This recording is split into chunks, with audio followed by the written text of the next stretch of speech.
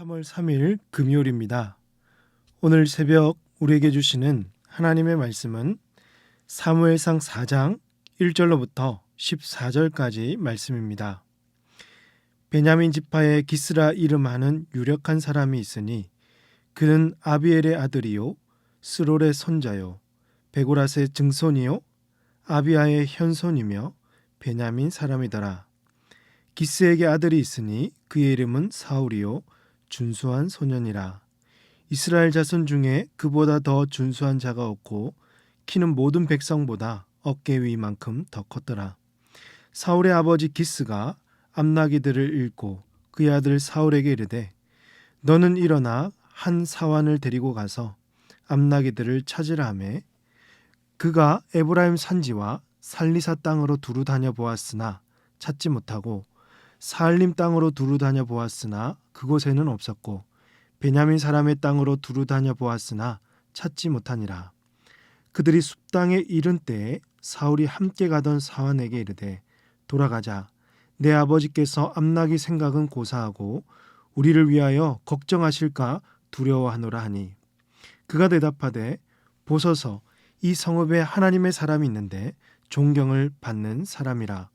그가 말한 것은 반드시 다 응하나니 그리고 가사이다. 그가 혹 우리가 갈 길을 가르쳐 줄까 하나이다 하는지라. 사울이 그의 사환에게 이르되 우리가 가면 그 사람에게 무엇을 드리겠느냐. 우리 주머니에 먹을 것이 다하였으니 하나님의 사람에게 드릴 예물이 없도다. 무엇이 있느냐 하니 사환이 사울에게 다시 대답하여 이르되 보소서 내 손에 은 한 세겔의 4분의 1이 있으니 하나님의 사람에게 드려 우리 길을 가르쳐 달라 하겠나이다 하더라. 옛적 이스라엘에 사람이 하나님께 가서 물으려 하면 말하기를 선견자에게로 가자 하였으니 지금 선지자라는 자를 옛적에는 선견자라 일컬었더라. 사울이 그의 사환에게 이르되 내 말이 옳다 가자 하고 그들이 하나님의 사람이 있는 성읍으로 가니라. 그들이 성읍을 향한 비탈길로 올라가다가 물 기르러 나오는 소녀들을 만나 그들에게 묻되 선견자가 여기 있느냐 하니 그들이 대답하여 이르되 있나이다. 보소서 그가 당신보다 앞서갔으니 빨리 가소서. 백성이 오늘 산당에서 제사를 드리므로 그가 오늘 성읍에 들어오셨나이다. 당신들이 성읍으로 들어가면 그가 먹으러 산당에 올라가기 전에 곧 만나리이다. 그가 오기 전에는 백성이 먹지 아니하나니 이는 그가 제물을 축사한 후에야 청함을 받은 자가 먹음이니이다. 그러므로 지금 올라가소서 곧 그를 만나리이다 하는지라. 그들이 성읍으로 올라가서 그리로 들어갈 때에 사무엘이 마침 산당으로 올라가려고 마주 나오더라. 아멘. 하나님께서 이스라엘 자손에게 왕을 세워주시겠다고 약속하신 이후에 바로 이어서 한 사람을 소개하고 있습니다. 예상할 수 있듯이 하나님께서 그를 이스라엘의 왕으로 세우시겠다고 선택하신 것이죠. 먼저 그가 어떤 사람인지 그의 출신과 외모, 성품을 소개하고 있는데요. 그는 오늘 말씀 1절 이하에 보니까 베냐민 지파에 속한 기스의 아들 사울이었습니다. 베냐민 지파는 이스라엘 지파들 중에서도 가장 작은 지파였는데요. 이 작은 지파에서 이스라엘의 첫 번째 왕이 나온다는 것 자체가 사실 하나님의 섭리, 하나님의 인도하심이라고 할 수 있죠. 사울의 아버지 기스는요, 유력한 사람이라고 했습니다. 여기서 유력한 사람이란 용사 또는 능력 있는 자라는 뜻입니다. 그러니 사울은 작은 지파 안에서도 능력 있는 집안에서 태어난 아들이었다는 것이죠. 사울의 외모는 어떠했습니까? 2절 말씀에서 기스에게 아들이 있으니 그의 이름은 사울이요 준수한 소년이라. 이스라엘 자손 중에 그보다 더 준수한 자가 없고 키는 모든 백성보다 어깨 위만큼 더 컸더라 라고 합니다. 사울은 젊고 잘생겼으며 또한 키가 보통 사람보다 어깨의 높이만큼이나 큰 매우 건장한 남자였습니다. 그의 성품은 어떠했을까요? 3절에 보니까 사울의 아버지 기스가 암나기들을 읽고 그의 아들 사울에게 이르되 너는 일어나 한 사환을 데리고 가서 암나기들을 찾으라 라고 했습니다. 암나기가 몇 마리인지 잘 모르겠지만 어디로 도망갔는지도 알 수 없는 나귀들을 찾는다는 게 여러분 쉬운 일이 아니잖아요. 그럼에도 사울은 아버지 말씀에 순종하여서 4절에 보니까 그가 에브라임 산지와 살리사 땅으로 두루 다녀보았으나 찾지 못하고 사알림 땅으로 두루 다녀보았으나 그곳에는 없었고 베냐민 사람의 땅으로 두루 다녀보았으나 찾지 못하니라 라고 했습니다. 이 구절에서 어떤 게 느껴지시나요? 사울이 이 나귀들을 찾는다고 엄청 고생한 흔적을 볼 수가 있죠. 사울은 에브라임 산지와 살리사 땅, 사알림 땅, 베냐민 땅까지 두루두루 살펴보고 찾아보았지만 도저히 찾을 수가 없었습니다. 그리고 시간이 꽤 지나서 사울에게 들었던 생각이 지금 이 암나기를 고사하고 아버지가 지금 우리를 걱정하고 계실 수도 있겠다는 생각이 든 거죠. 그래서 함께 왔던 사환에게 이제 그만 포기하고 아버지가 걱정하시니 집으로 돌아가자고 했던 것입니다. 여기서 사울의 성품이 드러납니다. 사울은 아버지 말에 아주 순종적이었고 아버지의 부탁에 두루두루 살피면서 암나기를 찾을 만큼 성실하게 노력했습니다. 또한 기다리고 계실 아버지의 마음을 헤아릴 줄도 알았습니다. 이런 사울을 하나님은 왕으로 세우려고 선택하셨던 것입니다. 물론 하나님은 사람을 세우실 때 세상의 기준대로 출신이나 외모, 자격, 조건을 보고 큰 일을 맡기시는 것이 아닙니다.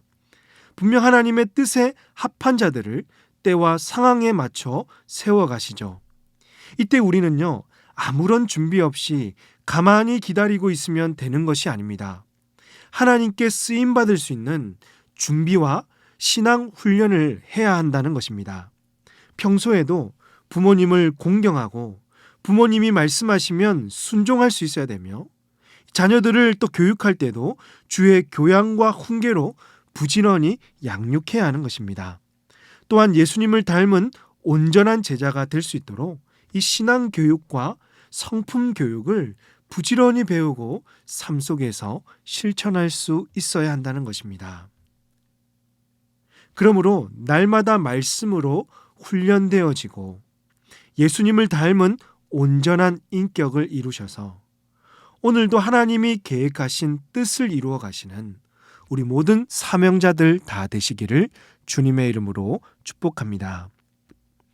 이어지는 이 6절 말씀에서 사환이 사울에게 말하기를 이 성읍에 하나님의 사람이 있는데 존경을 받는 사람이라.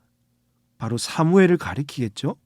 그가 말한 것은 반드시 다 응하나니 그리고 가사이다. 그가 혹 우리가 갈 길을 가르쳐 줄까 하나이다 하는지라 라고 했습니다. 이 말을 들은 사울은요, 바로 사환의 말을 거부하지 않고 혹 그분에게 간다면 우리가 빈손으로 갈 수가 없는데 하지만 우리에게 있는 건 다 떨어졌고 어떻게 하면 좋겠냐고 물었던 거죠.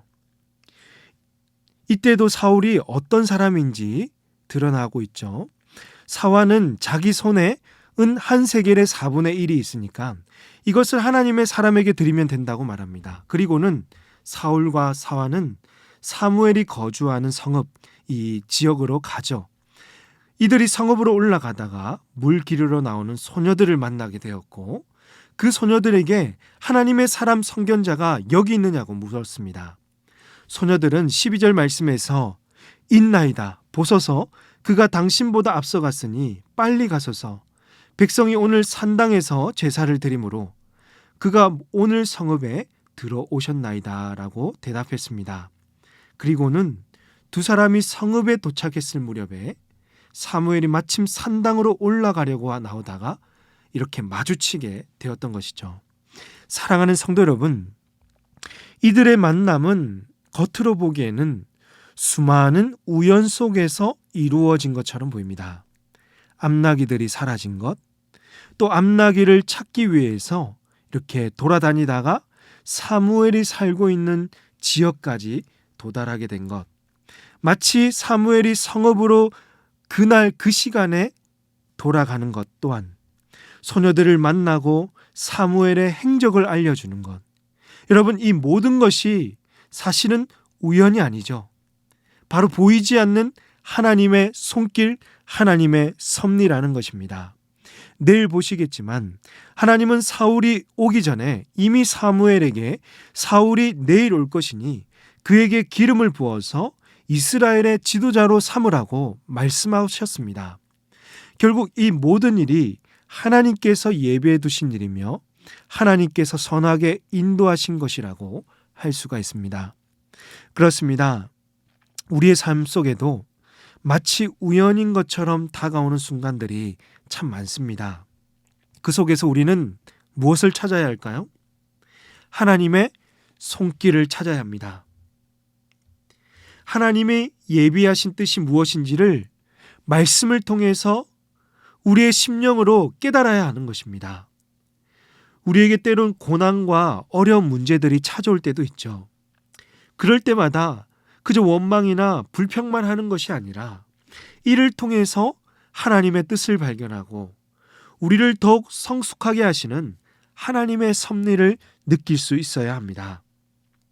우리의 발걸음 하나도 허투루 사용하지 않으시고 우리의 일거수일투족을 세밀하게 인도하고 돌보시는 하나님을 오늘 하루도 경험할 수 있어야 할 것입니다. 사랑하는 성도 여러분, 매 순간 하나님께서 이끄시는 대로 그분의 섭리 안에서 살아가시는 저와 여러분이 되시기를 주님의 이름으로 축복합니다.